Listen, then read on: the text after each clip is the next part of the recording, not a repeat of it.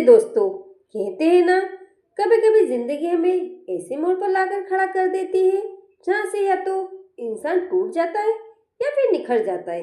आज की कहानी एक ऐसे इंसान की है जिसने जिंदगी की हर ठोकर को मुस्कुराकर झेला और एक दिन कुछ ऐसा कर गया जिसने पूरे शहर को चौंका दिया। वो कोई सीईओ नहीं था, कोई सेलिब्रिटी नहीं था, वो था बस एक साधारण सा इंसान, एक सब्जी वाला। पर उसकी सोच, उसकी नजरों में छुपे सपने शायद हम सबसे ऊंचे थे। क्या आप सभी इस लड़के को जानते हैं? अगर नहीं तो चलिए चलते हैं इसके दर्द के सफर पर। सुबह के 4 बजते ही जब पूरा शहर गहरी नींद में डूबा होता है, तब एक दुबला पतला लड़का फटी पुरानी चादर ओढ़े चुपचाप अपने बिस्तर से उठ जाता है। उसका नाम है राजू। मंडी पहुंचते पहुंचते उसकी सांसें फूलने लगती है। उसके चेहरे पर एक अलग चमक होती है। वो रोज सब्जियां उठाता है, ठेले पर सजाता है और मोहल्ले मोहल्ले जाकर बेचता है। कोई उस पर ध्यान नहीं देता, बस एक मामूली सब्जी वाला समझते हैं। लेकिन उसकी आंखों में नींद नहीं, एक सपना पलता है, अपनी माँ का इलाज करना और एक दिन अपनी खुद की सब्जी की दुकान खोलना, जहां ग्राहक सिर्फ सब्जी नहीं भरोसा खरीदने आए। राजू की माँ लकवे से पीड़ित है, बोल नहीं सकती, चल नहीं सकती, लेकिन उसकी आंखों में बेटे के लिए दुआएं होती है। पिता शराबी है और हर रात झगड़ा करता है। उस दिन मंडी में काम करते समय एक बूढ़ा आदमी उसकी तरफ गौर से देखता रहा, फिर उसके पास आकर धीरे से बोला, बेटा, अगर तुम चाहो तो अपनी जिंदगी बदल सकते हो, तैयार हो ना? राजू हक्का बक्का रह गया। कौन है ये और क्यों कह रहा है ऐसा? राजू ने बूढ़े आदमी की आंखों में झांका। उनमें सच्चाई झलक रही थी, पर साथ ही एक गहरा रहस्य भी था। आप कौन हैं? राजू ने संकोच से पूछा। बूढ़े ने मुस्कुराते हुए जवाब दिया, नाम की जरूरत नहीं है, काम से पहचान बनती है। मैं तुम्हें एक मौका देना चाहता हूँ, अपनी मेहनत से जिंदगी बदलने का मौका। राजू हैरान था, लेकिन अंदर से एक आवाज कह रही थी कि यह आदमी कुछ खास है। बूढ़े ने अपनी जेब से एक पर्ची निकाली और राजू को देते हुए कहा, कल सुबह इस पते पर पहुंच जाना, मैं तुम्हारा इंतजार करूंगा। अगर नहीं आए तो समझूंगा तुम जिंदगी से हार मान गए। राजू ने पर्ची को देखा। एक बंद पड़ी फैक्ट्री का पता लिखा था। रात भर वो यही सोचता रहा, जाना चाहिए या नहीं, कहीं ये कोई धोखा तो नहीं। लेकिन माँ का चेहरा आंखों के सामने आ गया और उसके इलाज की जरूरत थी। अगली सुबह राजू ने ठेला नहीं लगाया, माँ को देखकर चुपचाप निकल पड़ा। उसे पते की और रास्ता सुनसान था, फैक्ट्री वीरान। लेकिन जैसे ही उसने दरवाजा खोला, जैसे ही राजू ने दरवाजा खोला, अंदर अंधेरा था, लेकिन भीतर जाते ही अचानक लाइट जल उठी। पूरा हॉल चमक उठा। दीवारों पर व्यापार से जुड़े बड़े बड़े चार्ट बोर्ड और एक कोने में कंप्यूटर रखा था। वही बूढ़ा आदमी वहां पहले से खड़ा था। स्वागत है तुम्हारा, उसने कहा, ये सब तुम्हारे लिए है। राजू चौंक गया, ये सब मेरा? लेकिन क्यों? बूढ़े ने गंभीरता से कहा, क्योंकि मैंने तेरे जैसा मेहनती और ईमानदार लड़का बहुत सालों में देखा है। मैं एक व्यापारी हूँ, लेकिन अब रिटायर हो रहा हूँ। मैं चाहता हूँ कि जो मैंने कमाया है वो किसी काबिल को दूँ, और तू वही है। राजू की आंखें भर आई। यकीन करना मुश्किल था, पर उसने एक सवाल पूछा, लेकिन आप मुझे जान कैसे गए? बूढ़ा मुस्कुराया।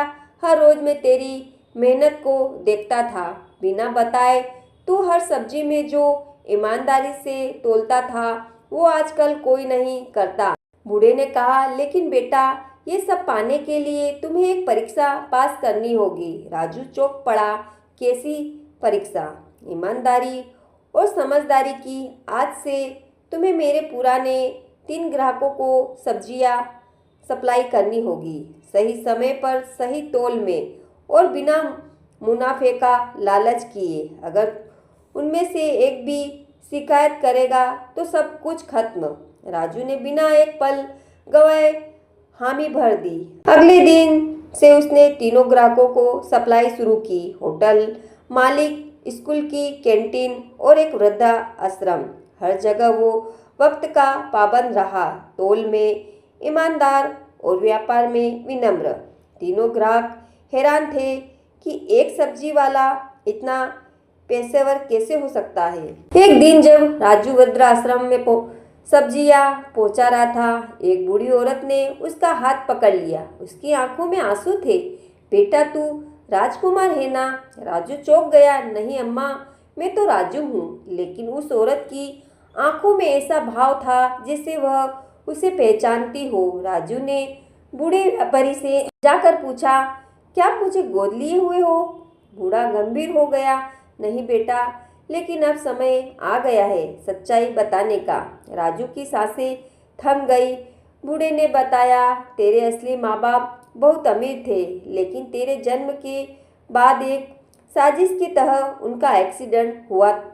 तू बच गया, लेकिन एक अनाथ आश्रम पहुंचा दिया गया। मैं उस वक्त वहीं दान देने गया था और तुझे वहीं देखा था। तेरी आंखों में तब भी चमक थी। राजू की आंखों में आंसू थे। उसका दिल टूटा नहीं, बल्कि और मजबूत हो गया। उसने कहा, जो हो गया उसका गम नहीं, अब मैं जो हूँ वही मेरी पहचान है। लेकिन अब मैं माँ का इलाज जरूरी कराऊंगा। बूढ़े ने कहा, तू तैयार है अगली परीक्षा के लिए? अब ये सप्लाई नहीं, तू अपने नाम से सब्जी का ब्रांड शुरू करेगा, राजू फ्रेश। राजू ने अपनी सारी जमा पूंजी और बूढ़े व्यापारी की मदद से छोटा सा गोदाम किराए पर लिया। एक छोटा सा लोगो बनवाया, राजू फ्रेश, विश्वास की सब्जी। पहले दिन केवल 5 ऑर्डर आए, लेकिन उसने हर ग्राहक को ऐसा ताज़ा माल पहुंचाया कि अगले ही हफ्ते 50 ऑर्डर हो गए। वो अब ठेले वाला नहीं, एक ब्रांड बन रहा था। मंडी वाले भी हैरान थे। वही राजू अब उनकी कीमत तय कर रहा था। राजू अब माँ को एक अच्छे अस्पताल में ले गया। डॉक्टरों ने कहा, अगर सही इलाज हो तो माँ दोबारा चल सकती है। राजू ने बिना रुके काम किया। दिन में ब्रांड, रात में माँ की सेवा। एक दिन माँ ने पहली बार हल्की सी उंगली हिलाई।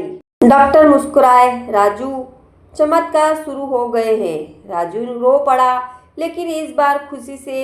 एक दिन राजू के पास एक बड़ा व्यापारी आया। उसने कहा, तुम्हारा ब्रांड राजू फ्रेश शहर में नाम कमा रहा है। मैं चाहूँ तो इसे पूरे राज्य में फैला सकता हूँ, लेकिन बदले में ब्रांड का 60% मुझे देना होगा। राजू सोच में पड़ गया। ये मौका था उड़ान भरने का, लेकिन क्या वो अपनी मेहनत की पहचान किसी और को सौंप दे? वो चुपचाप माँ के पास गया। माँ कुछ कह नहीं सकती थी, लेकिन उनकी आंखों में एक विश्वास था, जैसे कह रही हो, तू जो भी करेगा सही करेगा। राजू ने व्यापारी को बुलाया और मुस्कुराकर कहा, मेरी माँ ने सिखाया है, मेहनत बेची नहीं जाती, बांटी जाती है। मेरा ब्रांड नहीं बेचूंगा, लेकिन पार्टनरशिप में तुम्हारा स्वागत है।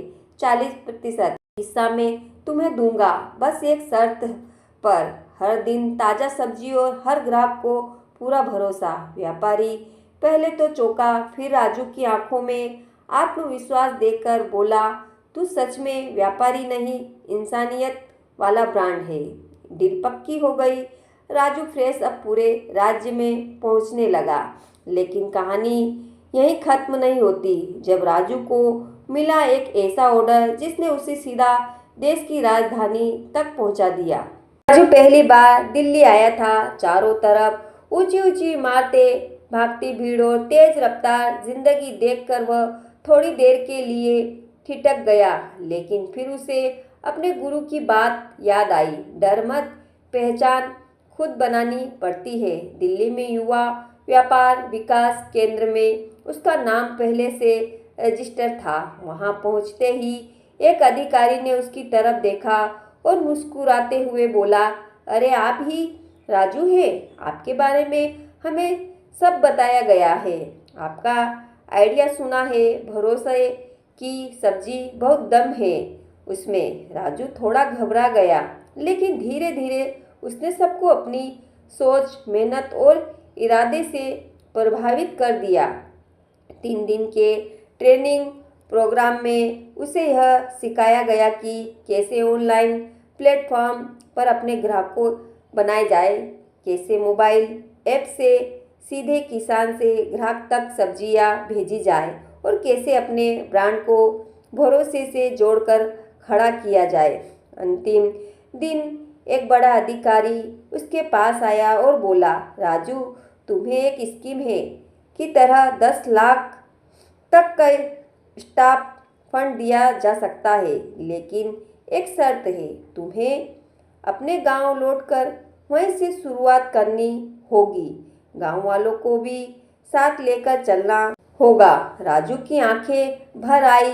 वो सोच भी नहीं सकता था कि एक दिन उसके नाम के साथ स्टाफ जैसे शब्द जुड़ेंगे, लेकिन एक सवाल अब भी उसके मन में था, क्या उसके गांव के लोग उस पर भरोसा करेंगे? राजू जब गांव लौटा तो लोगों ने उसे बड़े अचंभे से देखा।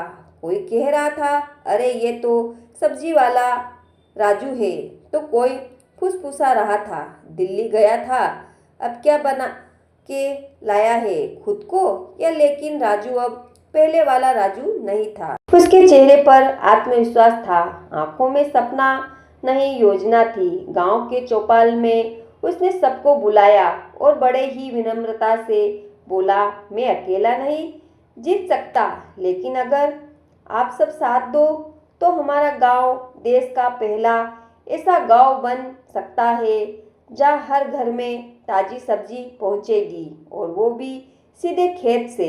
मैं भरोसे की सब्जी नाम से एक कंपनी शुरू करना चाहता हूँ। आप सबका साथ चाहिए, जमीन से लेकर मेहनत तक। पहले तो लोग हंसे, राजू तू अब में हमें सब्जी का राजा बनेगा क्या? लेकिन तभी भीड़ में से बुजुर्ग दयाल चाचा उठे और बोले, राजू ने माँ के इलाज के लिए जो संघर्ष किया है वो सबने देखा है। अगर ये कह रहा है कि भरोसा बिक सकता है तो मैं इसकी बात मानता हूँ। मैं अपनी जमीन इस प्रोजेक्ट के लिए देने के तैयार हूँ। धीरे धीरे माहौल बदलने लगा। गांव के चार और किसान भी जुड़ गए। राजू ने गांव की महिलाओं को पैकेजिंग में जोड़ लिया, युवाओं को डिलीवरी ऐप चलाने और सोशल मीडिया पर प्रचार करने की ट्रेनिंग दी। 1 महीने के भीतर भरोसे की सब्जी का पहला ऑर्डर मोबाइल ऐप के जरिए आया, और जिस ग्राहक ने मंगवाई थी वह था एक बड़ा रिलेटर जो अब खुद राजू से मिलना चाहता था। लेकिन तभी एक ऐसा झटका लगा जिसने राजू की पूरी मेहनत दांव पर लग गई। राजू की भरोसे की सब्जी की पहली के खेप सड़ जाने ही वाली थी। तभी रात में अचानक खेतों में आग लग गई। किसी ने जलती बीड़ी फेंक की या जानबूझकर आग लगाई, कोई नहीं जानता। सब्जियां जल गई, किसानों का भरोसा डगमगाने लगा। कुछ ने कहा शुरू कर कर दिया, कहा था न सपने दिखाने वाले सब एक जैसे होते हैं। राजू टूट गया था। वो वही खेत के सामने बैठ गया, आंखों में आंसू, दिल में तूफान। घर आकर माँ के पास बैठ गया, जो अब थोड़ी थोड़ी आवाजें निकालने लगी थी। माँ ने कांपते हाथों से उसके आंसू पोंछे। शब्द तो नहीं थे, पर उसकी आंखें बोल रही थी, हिम्मत मत हार। उसी रात राजू ने एक वीडियो बनाया जिसमें उसने अपने खेत की राख दिखाई हुई कहा, मेरी मेहनत जली है, सपने नहीं, भरोसे की सब्जी फिर खड़ी होगी। इस बार सिर्फ मेरे दम पर नहीं, आप सबके भरोसे पर। वीडियो सोशल मीडिया पर वायरल हो गई। हजारों लोगों ने सपोर्ट किया। कुछ ने फ्री में बीज भेजे, कुछ ने पैकिंग में मदद की, पेशकश की, और सबसे बड़ी बात, दिल्ली से वही बड़ा रिलेटर खुद गांव आया और बोला, राजू मैं तुमसे सब्जियां नहीं, भरोसा खरीदने आया हूँ। उसने राजू को 5 साल का कॉन्ट्रैक्ट दिया जिसमें गांव के हर किसान की फसल की गारंटी थी। और उस दिन गांव में एक बोली लगी जो सबसे महंगी थी, सबसे सच्ची थी, भरोसे की सबसे बड़ी बोली। एक बेटे की अपनी माँ के लिए। माँ की आंखों से भी आंसू छलक गए और पहली बार उसने धीमे से कहा, मेरा बेटा हार नहीं सकता। कहानी का सार, राजू कोई हीरो नहीं था, ना ही करोड़ों की दौलत लेकर आया था। वो सिर्फ एक सब्जी वाला था जिसने सब्जियां नहीं, भरोसा बेचा और जज्बा खरीदा। अगर जिंदगी तुम्हें ठेले पर भेजे तो डरना मत, शायद वहीं से तुम्हारा ब्रांड शुरू होता है।